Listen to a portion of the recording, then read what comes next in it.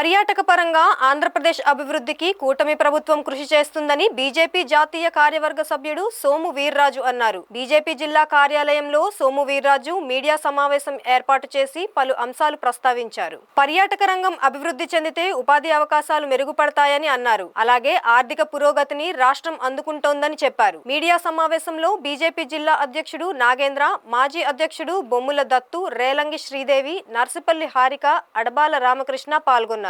మన జిల్లాలో రాజుల దగ్గర ఉన్నదంటే దిండి. ఆ దిండిలో ఉన్న రిసార్ట్ ఖాళీ ఉంటుంది, దొరుకుతుంది ఎప్పుడన్నా. అక్కడ ఏముంది, బ్యాక్ వాటర్స్ ఉన్నాయి. అలాంటి బ్యాక్ వాటర్స్ మన కేరళలో బ్యాక్ వాటర్స్ ఉన్నాయనుకుంటున్నాం. అలాంటిది అక్కడ ఒకటి ఉంది కదా. అలాంటివి మన రాష్ట్రంలో చాలా చోట్ల. ఉదాహరణకు ఒకటే చెప్తాను. ఇప్పుడు రావులపాలెం యువతల నుంచి అటు జమీందారు గారి మీద ఊరి మీదకి వెళ్ళటానికి, కపిలేశ్వరం వెళ్ళటానికి ఏం కట్టుంది, కాలువ కట్టుంది. ఇక్కడ నేషనల్ హైవే, అవతల యానంలో నేషనల్ హైవే. ఈ రెండింటినీ కనెక్ట్ చేస్తూ ఒక నేషనల్ హైవే వచ్చేస్తుంది. 40 కిలోమీటర్లు, 200 కోట్లు. నితిన్ గడ్కరీ అడిగితే కాదనేది కాదు. ఆ మధ్య నుంచి వచ్చేది ఏంటి, యానం నుంచి వచ్చేది ఏంటి, బ్యాక్ వాటర్స్. అవతల ఏముంటాయి, అవతల అమలాపురం ఏరియాలో అవతల సైడ్ కొబ్బరి తోటలు ఉంటాయి. చూసారు ఎప్పుడైనా? గమనించండి. మీరు వెళ్ళి ఒకసారి వీడియో చేయండి. పెసరట్లకి, ఉప్మాలకి, ఇడ్లీలకి అన్నిటికీ చేస్తున్నాం.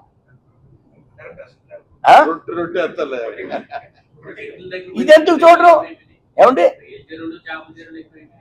అక్కడ నేను చెప్పిన ఏరియాలో లేవండి.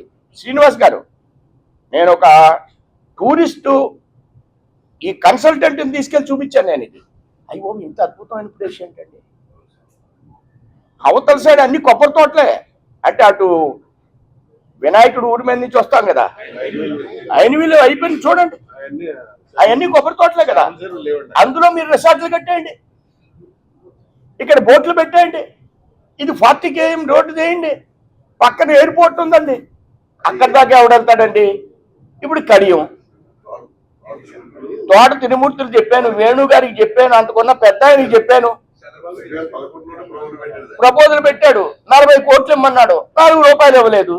నేను మీరు ఇవ్వడం ఎందుకయ్యా, నేషనల్ హైవే వాడితో మాట్లాడినట్టాను. నేను నితిన్ గడ్కరీ గారితో మాట్లాడినట్ట.